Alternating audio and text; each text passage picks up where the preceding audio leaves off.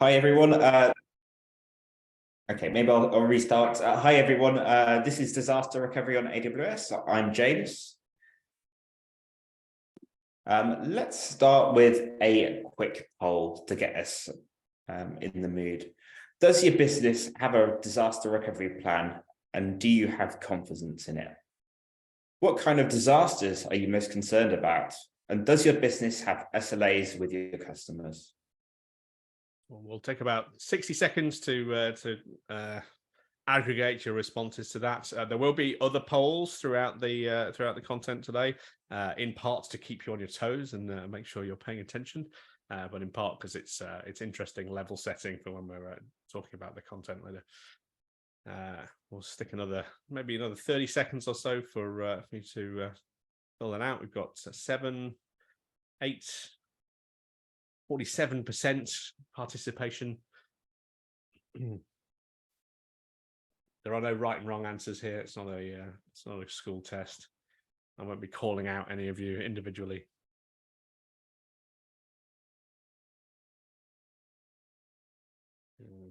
Okay, last couple of responses.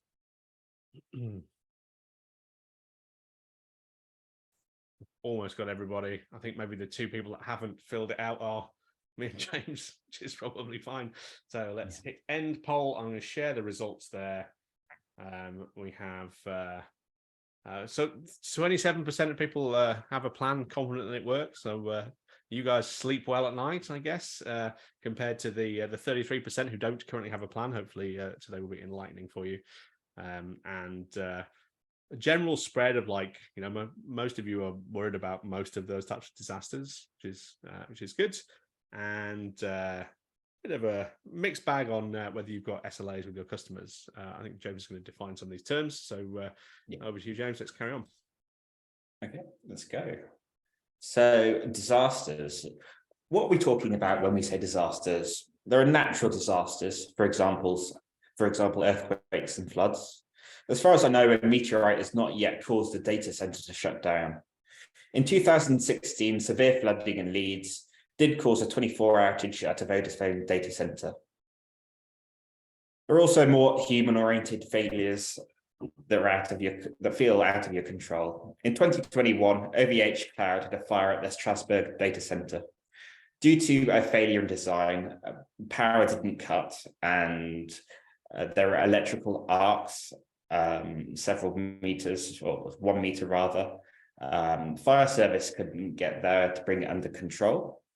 Thankfully, nobody was hurt, but the entire 5-story building was destroyed along with all the customers' data. Lots of businesses and several French government websites were taken offline. Let's talk about human error. Human error is likely the most likely cause of a disaster. In April 2022, hundreds of Atlassian customers suddenly found that their Atlassian sites were deleted. This was caused by a comms gap between teams and a bad script. One team provided a list of tenant IDs where a deprecated app needed to be deleted. The receiving team then passed those tenant IDs directly to a script which could delete both apps and tenants. Yeah, that was a problem. Lots of unhappy customers. Once disaster struck, their recovery plan was found a bit lacking. It took Atlassian 14 days to restore data for all their affected customers. I wonder how many of their customers jumped ship as soon as they got their historical data back. I know I was thinking about that at the time. Let's define some key terms for disaster recovery. We've got recovery time objective, or RTO, recovery point objective, or RPO, service level agreement, or SLA, and service level objective, or SLO. We're going to talk about all of these over the next few slides. So we've got recovery time objective first, and it's a key thing to define. RTO, or recovery time objective, is the maximum amount of time a service can be degraded. From the moment when your service enters a degraded state, you'll be measuring yourself against this number. With an RTO of an hour, you're saying to yourself and your customers that you aim to restore a normal state of service within an hour. Of course, RTO will vary depending on the importance of the system. For example, an e-commerce site may have a very short RTO for their checkout service which directly affects revenue, but a slightly longer one for their product review system, and an even much longer RTO for the non-customer facing sales analytics service. It's up to you to decide what acceptable value is here based on risks to your revenue and reputation. Recovery point objective, which is another key part of DR strategy, also called RPO, and it's essentially your target for data loss. In the event of lost data, how much are we willing to roll back to get to a recovered state? Just like RTO, this value likely differs from data store to data store. Our UI usage metrics data may have an RPO of 24 hours, as we only care about trends at a macro scale, so losing a day isn't a big deal. Whereas a system that deals with critical financial trading information may have an effective RPO of 0, meaning absolutely no data loss due to legal compliance requirements. Finally, we have service level agreements, SLAs, and service level objectives, or SLOs. A service level agreement is agreement between a service provider and their customers to provide a certain level of service. If a service provider does not meet their SLA, there will usually be some kind of compensation in the form of a discount on that month's bill. SLAs are measured against a service level objective, or a SLO. An SLO is an actual defined metric and the threshold that triggers any compensation. A common pattern I expect we've all heard of before is for availability, often expressed in a number of nines, i.e. 4 nines of uptime or 99.99% uptime. Why are we talking about contracts? Your SLAs that you have with your customers or vendors will necessarily affect the values you choose for your RTO and RPO. We'll go into that a bit more later. Okay, let's make a plan. What's in a plan? We have triggering events, we have RTO and RPO, key personnel, recovery steps, and the testing procedure. And we're going to, again, talk over these on the next few slides. So firstly, triggering events. You'll need to decide what you want to recover from. Essentially an event. Your infrastructure disaster recovery plan should be a subset of your business continuity plans. All disaster recovery plans must be in service as a business goal. Don't lose sight of this in search of a technically pure solution. One of my colleagues has a perfect example of this. A university built redundancy in one of their on-premise IT systems. So should a disaster happen, it would automatically fail over to another building. One day, the electricity cuts out in the primary building and the system worked perfectly, failing over to the backup building, which is, sounds great, essentially what you want. However, all the staff who used the system were sent home because they couldn't access it due to the very same power cut, which kind of makes it a slightly pointless waste of money. You may be able to recover from region loss due to a failure in the national electricity grid, but that doesn't help if 95% of your customers are affected by the same issue and cannot access your service. RTO and RPO.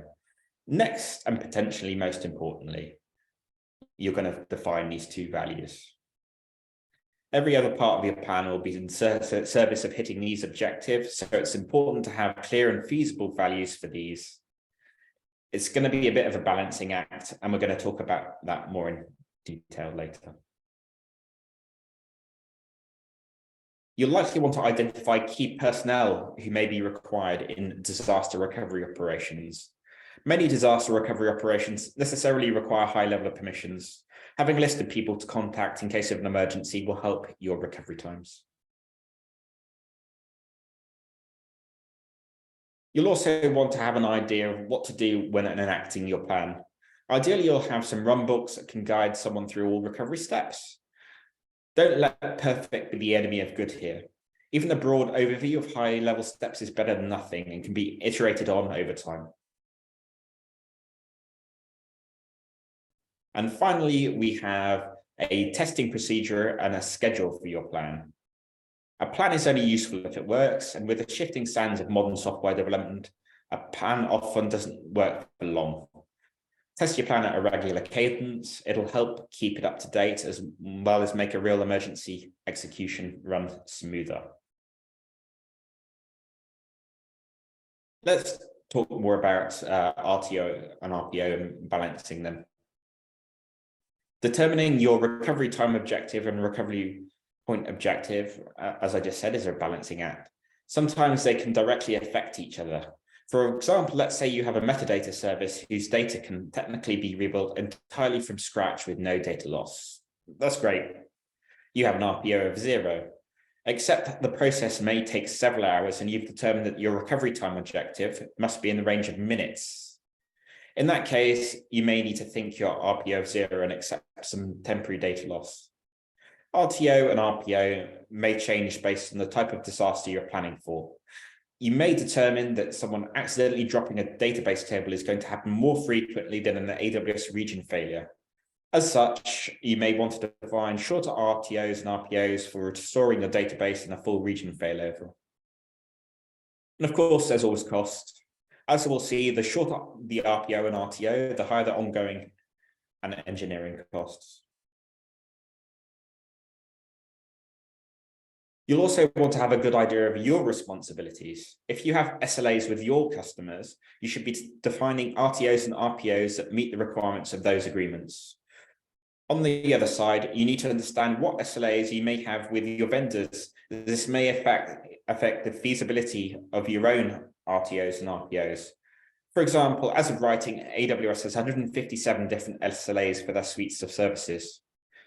Amazon themselves advertise they have over 200 different services. That means there are AWS services out there without any formal SLAs. Even the services that have SLAs may not have the coverage you think. It may surprise you that while Amazon S3 does provide an SLA of 99.9% availability, it does not offer a formal SLA for durability, even though they tout designing for 11 nines. So we're going to have a second poll. Do you have any RTOs or RPOs identified for your business? And do you test your backup and restore process regularly? As ever, we're going to give that another 60 seconds, 90 seconds for everyone to make their answers. I can see them drifting in. Everyone is still paying attention, which is a good sign. We're already at 55% participation. Another 30 seconds on the clock for filling out that poll.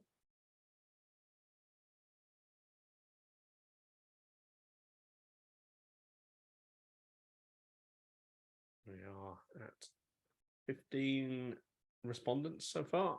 Just another 10 seconds to see if we can capture the last couple.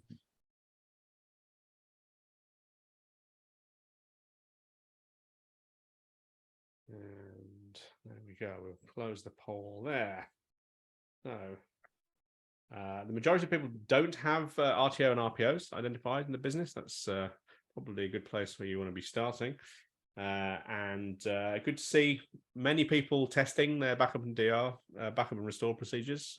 But the majority of people think they can do it more frequently. I think that's probably a general theme for most of the people we speak with as well. So let's stop looking at those and we'll move on. Cool. So moving on. Okay, let's talk about how we might execute a recovery on AWS. We're going to look at region failover and some potential strategies we might use to achieve this. There are 4 options we'll cover. So backup and restore, pilot light, warm standby, multi-site that run the gamut of RTO and RPO values as well as cost. So going right, we get more complex and more costly. However, we do tend to gain more RPO or lower RPO and lower RTO.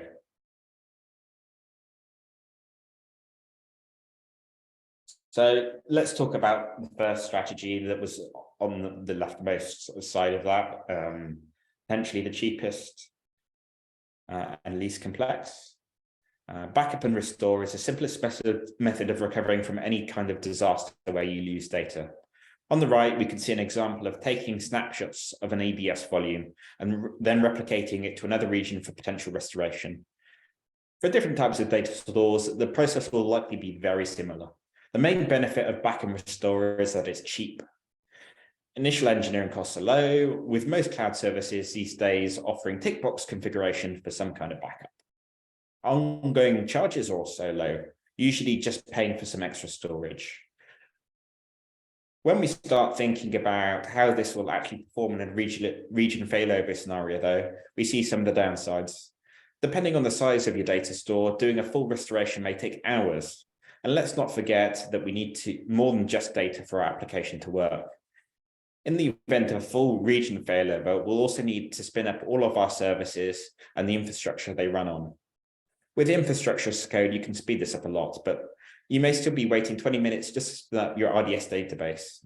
At least I think these days, possibly more than 20 minutes. So our RTO is high, but what about our RPO? If we rely on snapshots, then we need to set our snapshot cadence to match our RPO. Any longer, and there is a chance we miss our objectives. The shorter the RPO, the more snapshots we're taking, and potentially the more strain we're putting on our data store. When designing your backup strategy, also consider retention periods. You may have compliance requirements you need to adhere to. You may also want to consider the potential disaster in slow motion of data corruption that isn't noticeable immediately. You may not always be rolling back to your most recent backup. So holding your backups for longer might be a good idea.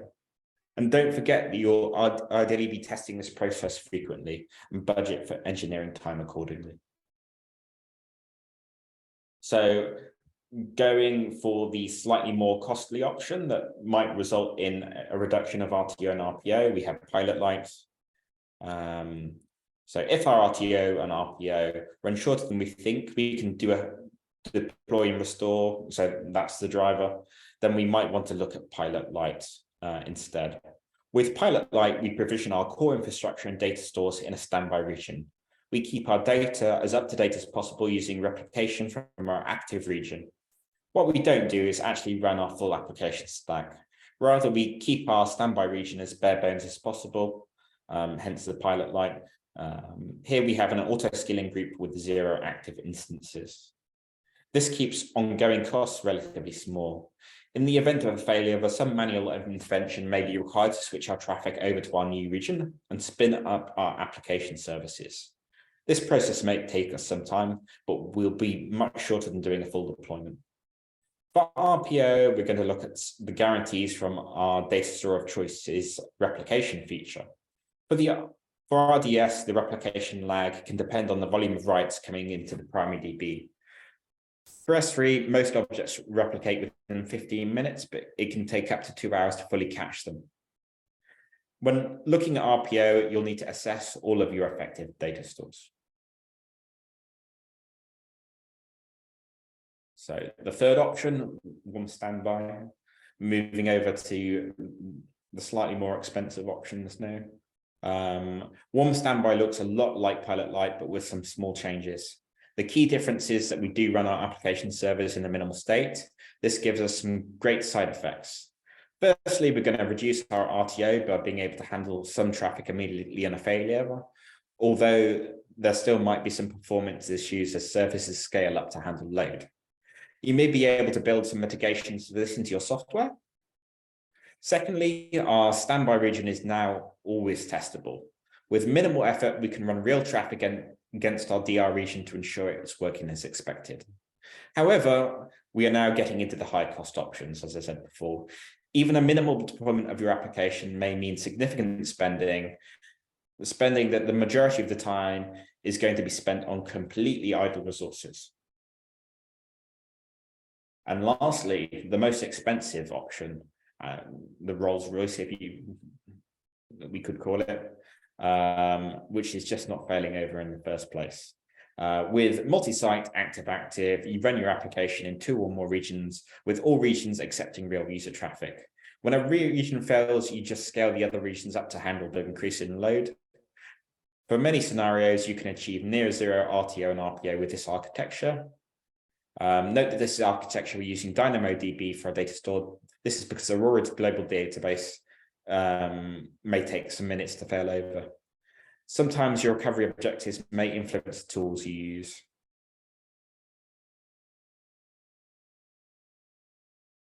Okay. I'm going to repeat myself a little here, but it's only because it's important. Don't forget to test. We hear so many times that in the press, and not so much with our clients, that people have had a disaster and that backups haven't worked, the DR plan hasn't worked. It's a nightmare you don't want to go down. So no plans withstand first contact with the enemy. Unlike the military, we're not contending with an enemy who may change their tactics when dealing with a region failure, outage, or similar. In the cloud world, we can get that experience of first enemy contact cheaply and easily by simulating a disaster and discover if our plan is lacking. Simulations should be run on a regular cadence to not only ensure your team can perform recovery steps efficiently, but also to check your plan is up to date. The last thing you want to do is be debugging your recovery steps while your customers are checking their contracts for SLAs.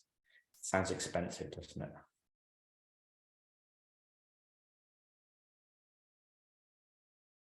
So how can we help? At the Scale Factory, we have a product called Backup and Disaster Recovery Review, where you'll get a hands-on assessment, a data catalog, and a disaster recovery readiness report as part of an output of the work. Or you could book in a free surgery just to discuss your DR strategy. So just to elaborate on this slightly, the data catalog, as the name it might imply, is a list of data assets that need protecting. You'll have a backup strategy for each asset. We'll establish recovery objectives and a risk profile. We'll do a hands-on assessment, as I said before, ensure that the system is working as it should. And in the report, you'll have an executive summary, an overview of risks, some architectural recommendations, and some specific technical recommendations, if necessary, about specific assets.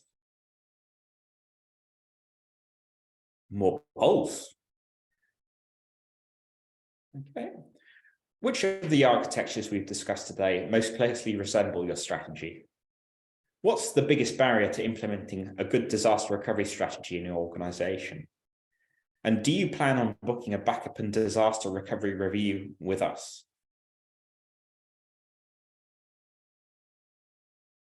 Apparently my good camera is not working anymore, but I'm going to pop the other one on.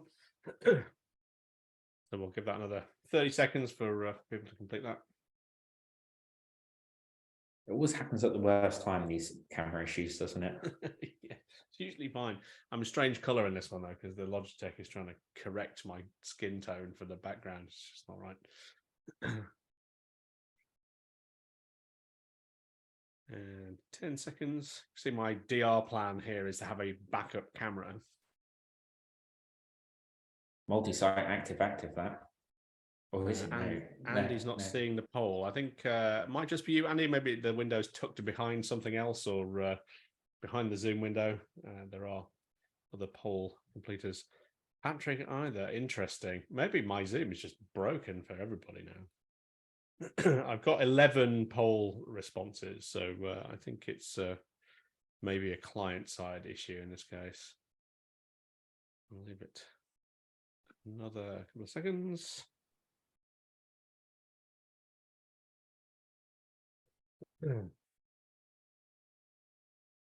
Okay, end the poll there, and I'll share the results. So, so many of you working with backup and restore as an approach. I think, as James says, that's the cost-effective model, right? And it is, in all fairness, probably the approach that most businesses can get away with, right? It's unless you are unless you have particular compliance obligations to be more available than a backup arista will allow. I think if we're honest with ourselves, most of us could stand for our businesses to be down for half a day without deep long running awful consequences. But obviously, you'd rather not do that. Some multi-site active. If you're going to stick around for the discussion later on, I'd love to hear about your multi-site active setup, because that is quite a challenging thing to build well. Requires a bunch of application changes. Biggest barrier to implementing good DR strategy: engineering time and other. Again, those of you with other, maybe you want to drop that into the chat. What is other? Good to see that executive buy-in isn't getting in the way of your disaster recovery strategy. That's always nice to see. When I first started consulting in this career, that was often a barrier. But then we didn't have as many excellent cloud solutions as we have today. And 33% of people are planning on booking a DR recovery review with us. Good. That's nice to see. I'm going to stop sharing there. I believe you have one more slide, James. Yeah. Okay, so just to go over the key takeaways of this presentation. So if you're going to remember one slide, remember this one. Identify your recovery time objectives and RPOs for data assets. So recovery time objective, how long stuff can be down. Recovery point objective, how much data loss your business can accept. You need a plan, very important takeaway. Make a playbook, test it frequently. Architect for success. So plan your DR strategy and test your plan. And very last slide, we have some contact details. So keep in touch. We have a website, www.scalefactory.com. We have a GitHub /scalefactory, and we're at Scalefactory on Twitter. Thank you very much, James. You can stop sharing your screen now. If there are any questions, we'll take those now. If there's anything that's sort of on your mind, burning as a sort of maybe a challenge in your own business, do feel free just to unmute and shout that out, and we'll see if we can get you an answer. Yeah, just one thing. I've seen this in kind of other discussions on DR. You get this nice tidy model of application servers behind load balancers and a database, and yeah, that's wonderful. Except our product is actually that plus a cloud of microservices around it, providing some of the functionality. When you talk to a customer about uptime, how do you define that? Is that for everything? Is that for just the central sort of monolithic bit, or how do you deal with that? So I would say that the architecture of your platform is customer doesn't care, right? They don't care it's all microservices. That probably hasn't formed part of their buying decision. And so actually what you want to be doing certainly in terms of your contracts and how you talk publicly about your platform is talk about aggregate SLA. Like what is, you probably want to define what down means. I think in the modern world, actually in the past as well, the idea that something is either broken or working is sort of a false dichotomy, because that's never true, right? You have degraded performance, or the occasional error, like 1 in 5 requests is a 500 or whatever it is. So you probably want to define for the customer what is the sort of important transactional path. What's the thing that they care about, right? Is it paying for a basket, or I don't know what your business does, but they define for those kind of important levels of transactions what is a reasonable level of availability, and define it in combination error rate and service level, essentially. So if you've got a service that is, let's say, returning errors 20% of the time, I would probably still consider that to be down for the purposes of calculating your SLAs. Certainly, as a client, I would want you to be addressing my concerns with a service credit if I was getting that sort of behavior. How that maps onto your microservices layout probably doesn't matter to the customer. Internally, you might want to consider then the microservices that are not part of your important transactional path to be on a slightly different SLA, different RTO, different RPO than everything else. And only you'll be able to define what that means for your business. But my suspicion is there will be maybe 30% of your platform, which is these are contributing to our high level availability metrics, and the other 70%, which is batch jobs and invoice generators and all that kind of stuff that you can probably ignore for the purposes of that discussion, but that you probably want to track. And I think part of the benefit of building microservices is that you can have those sort of abstraction layers. But I think you do need to make sure that your teams understand the relationship between those services and their own, so that they know what is contributing to the big picture uptime and what isn't. Yeah, I would add on that a clear definition of what needs to be up is a good first measure before you can then start measuring what down looks like as well. Yes, yeah.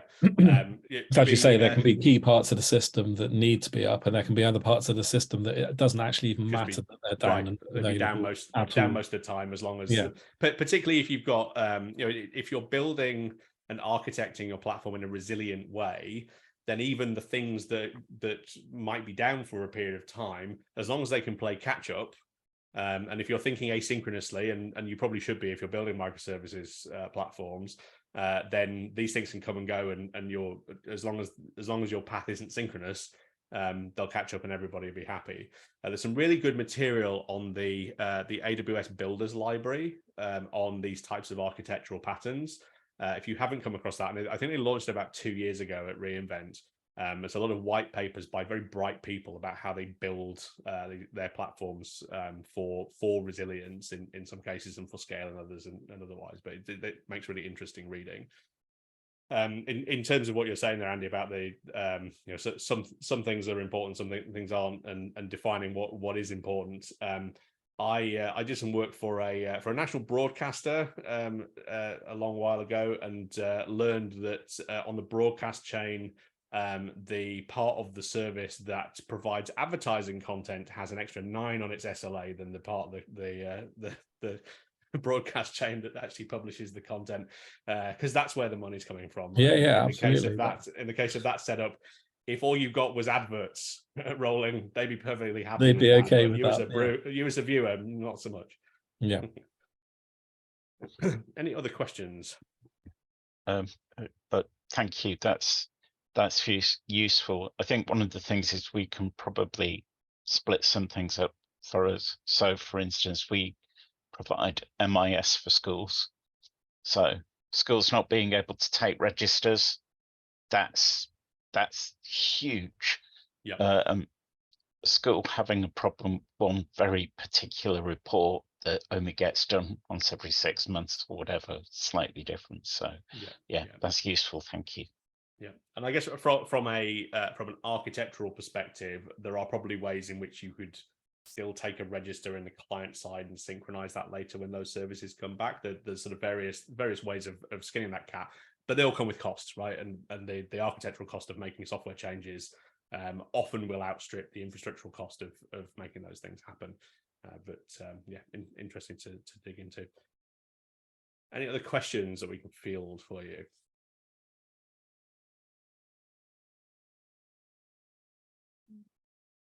Cool. I don't think I saw. Well, we're on quite the journey at the moment, trying to get towards zero downtime. So IoT type solution with lots of lambdas and queues to ingress all the data in. Very, very resilient, very robust.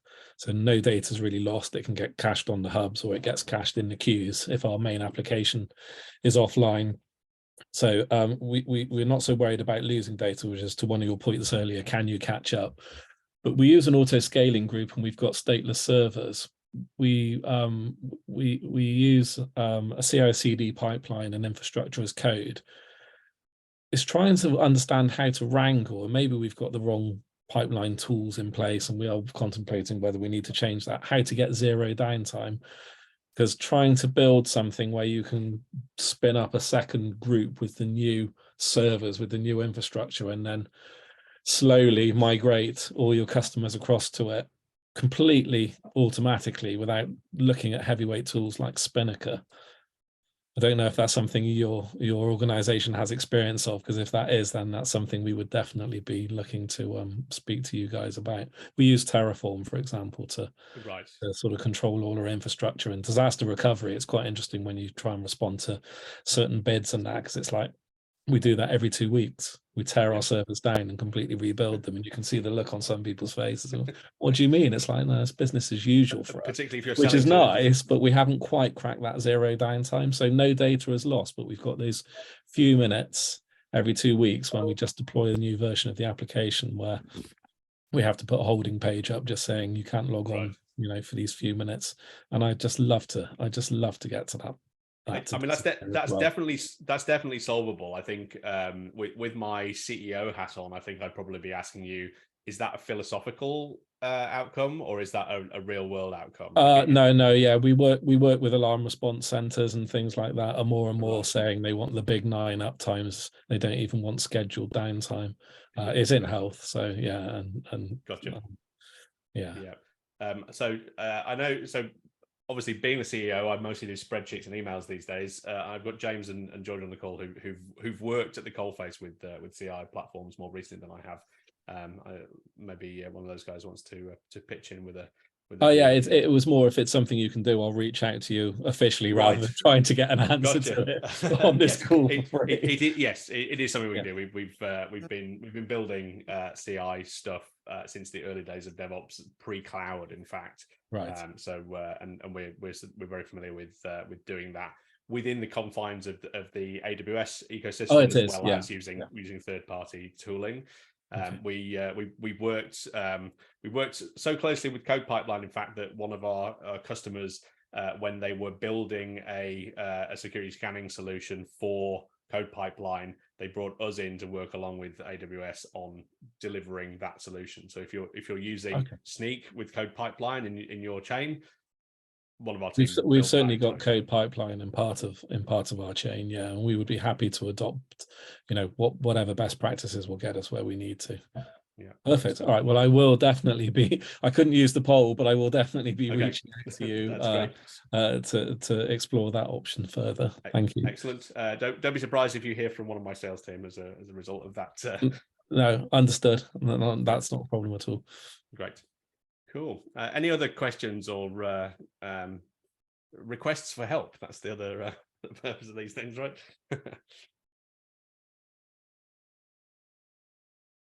Okay.